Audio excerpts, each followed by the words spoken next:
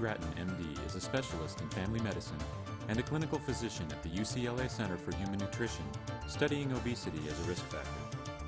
He has written numerous articles on nutrition and obesity and has appeared on television speaking about anti-aging medicine, sports nutrition, and other medical topics. Dr. Grattan is the Vice President of Medical Affairs and Education at Herbalife International. His focus is ensuring that distributors around the world have a thorough understanding of all the products sold by Herbalife, their ingredients, and benefits. The digestive or gastrointestinal systems may present certain conditions as a result of not having a healthy diet or adequate amounts of fiber in our diet. Here's what we can do to improve our digestive health. Although we hear about the importance of digestive health every day, very few people actually have a good understanding of the digestive system, how it works, and some conditions which can arise as a result of having poor digestive health. Let's start with a brief look at how our digestive system works. The mouth receives food into our body and reduces it in size by chewing and mixing with saliva secreted by the salivary glands. The tongue then pushes the food back down the alimentary canal, and the food flows down the esophagus to the stomach. Once the food reaches the stomach, digestion begins. The stomach is primarily responsible for digestion of proteins and ionization of minerals, and secretes various acids, hormones, and enzymes which break down the food into a solid mass, which is more easily digested. Now, water and sugar are absorbed in the stomach, and the majority of other nutrients are left to be absorbed in the small intestine. The small intestine receives the food from the stomach, as well as secretions from the pancreas, liver, and its own glands to complete the digestive process for all three basic food groups. Most of the absorption of nutrients occurs in the small intestine, which is 21 feet long and divided into three segments. The first is the duodenum, 10 to 12 inches. The duodenum primarily deals with absorption of minerals. The next is the jejunum. It's the middle portion, and it's about 8 feet long. The jejunum is responsible for absorption of water, soluble vitamins, carbohydrates, and protein. Next is the ileum, the end portion, about 12 feet long. The ileum absorbs fat-soluble vitamins, fat, cholesterol, and bile salts. Now, the villi, or the intestinal hairs in the small intestinal wall, are the primary structures through which absorption of nutrients occur. Eating toxic food or trashy food can cause a layer to accumulate over the villi, and this impedes the absorption of nutrients into the body. In addition, intestinal juice is produced by the glands of the small intestine itself, which completes the digestion of proteins and carbohydrates. After the majority of nutrients are absorbed in the small intestine, the large intestine absorbs water. It also absorbs electrolytes and some of the final products of digestion in limited amounts. It also provides temporary storage for waste products, which serve as a medium for bacteria. Now, the large intestine is about 5 feet long, and it consists of the cecum, the appendix, the colon, the rectum, and anal canal. The large intestine has no digestive function in itself. Critical to the operation of the gastrointestinal system is an adequate intake of fiber. Many major diseases of Western society relate to the lack of dietary fiber intake. Consider that in 1 year, the average American consumes 100 pounds of refined sugar, 55 pounds of fats and oils, 300 cans of soda pop, 18 pounds of sweets and candy, 5 pounds of potato crisps, 7 pounds of corn chips, popcorn, pretzels, 63 dozen donuts, 50 pounds of cakes and biscuits, and 20 gallons of ice cream. Cultures that consume high fiber diets usually have a transit time through the gastrointestinal system of around 30 hours and a fecal weight in the vicinity of 500 grams. Now, in contrast, Europeans and Americans who eat a typically low fiber diet, which is about 20 grams per day, they have a transit time of greater than 48 hours and a fecal weight of only 100 grams.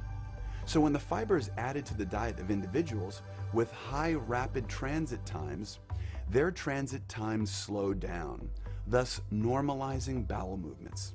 So the effect of fiber on transit time is related to its effect on stool weight and size. A larger, bulkier stool passes through the colon more easily. It requires less pressure to be produced during defecation and subsequently is less straining. Now, this results in less stress on the colon wall and therefore avoids the ballooning effect, which results in diverticula, and it prevents the formation of hemorrhoids and varicose veins. Now, the effect of dietary fiber on digestion are also noticeable. Although dietary fiber increases the rate of transit time through the gastrointestinal tract, it slows gastric emptying. This results in food being released more gradually into the small intestine, and as a result, blood glucose levels will rise more gradually. Now, dietary fiber is also of primary importance in maintaining suitable bacterial flora in the colon. A low fiber intake is associated with both an overgrowth of harmful bacteria and a lower percentage of beneficial bacteria. A high fiber diet will promote the growth of beneficial bacteria. As obesity has become an epidemic in our world, it's important to note the role of dietary fiber in preventing obesity by increasing the amount of necessary chewing, thus slowing the eating process. Also, improving digestive hormone secretion, improving glucose tolerance, increasing fecal calorie loss, and inducing a state of satiety. Herbalife's fiber products are an excellent supplement to your diet and will help your body realize the health benefits of having a high fiber diet, including helping you to control your weight. So now that we have a basic understanding of our gastrointestinal system and the importance of fiber in our diet, I'd like to now cover some of the conditions which can occur when we don't have an adequate intake of fiber in our diet. The main conditions are irritable bowel syndrome, or IBS, collapsed colon, MegaColon, inflammatory bowel disease, which includes colitis and Crohn's disease, diverticulosis, and constipation. Irritable bowel syndrome, or IBS, is the most common gastrointestinal disorder reported to general practitioners. 30 to 50% of all referrals to gastroenterologists suffer from the condition.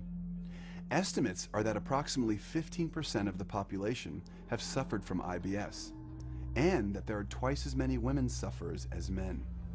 IBS is a condition which is a result of food accumulating in the intestine because it's not being digested properly or there's not proper bowel movement function. As a result, the food remains in the colon and rots. This leads to toxic chemicals being formed, getting absorbed into the body, and beginning to poison our systems. If enough fecal matter accumulates in the colon as a result of it not being eliminated from the body, a condition known as collapsed colon may develop. This is a condition which occurs when fecal matter is not eliminated from our digestive system on a regular basis. Its weight increases until eventually the increased weight causes the intestine to collapse. In falling, pressure is exerted on the organs that normally reside on the bottom part of the abdomen, creating complications with the bladder, prostate, and for women, the uterus and other female organs. The ensuing consequences are severe. In women, a collapsed colon can lead to the formation of cysts, infertility, and several other serious conditions. In men, problems can arise with the prostate, a decrease in fertility, and a decrease in sexual desire.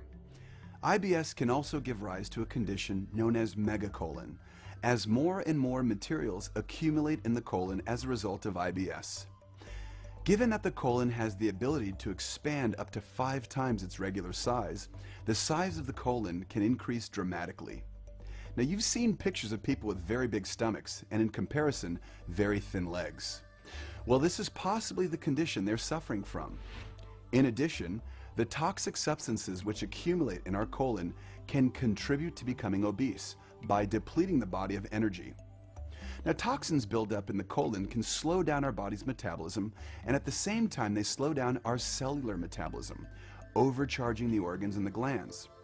This results in a slower metabolism, not burning as many calories, and leading to an inevitable increase in weight. Again, merely cleansing the colon will greatly improve the metabolism and eliminate a major cause for gaining weight. Now let's talk about inflammatory bowel disease, or IBD. The term inflammatory bowel disease refers to a large group of disorders that affect the gastrointestinal system.